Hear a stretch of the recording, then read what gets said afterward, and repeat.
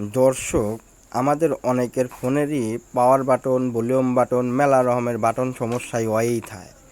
তো এই ফোনটার আমি পাওয়ার বাটনটা ঠিক করে আজকে আমি আপনাদের দেখাবো কত নিখুঁতভাবে অল্প সময়ে পাওয়ার বাটনটা ঠিক করা যায়।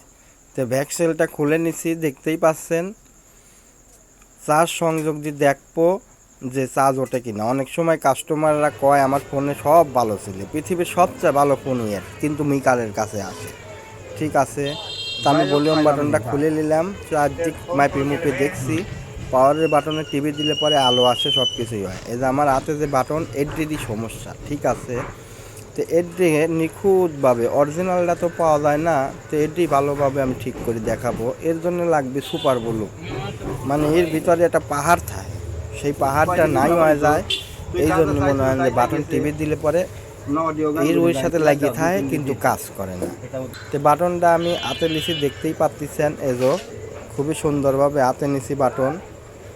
তো এই বাটনটা ঠিকঠাক করলাম সুপার ব্লু দিয়ে, এখন ভালোভাবে ঘষিয়ে নিচ্ছি। ঠিক আছে দর্শক, ভিডিওটা ফুলভাবে না দেখলে পরে কিন্তু বুঝতে পারবেন না যে কেমনে কী হইলো।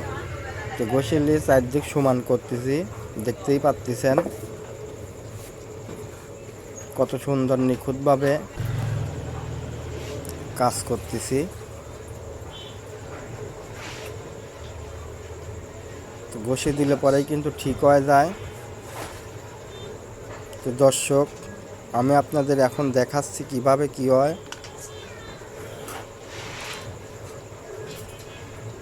ঘষে নিলে পরে ঠিকঠাক হয়ে যায়। পাওয়ার বাটনটা থুসছি, আবার দেখতেই পাচ্ছেন কত সুন্দরভাবে লাগানোর চেষ্টা করতেছি। লাগাই দিলাম, দেখতেই পাচ্ছেন কত সুন্দরভাবে লাগাই দিচ্ছি। এলো কমপ্লিট, দেখছেন তো। তো দর্শক, ভিডিওটা ভালো লাগলে অবশ্যই লাইক দিয়ে দিন।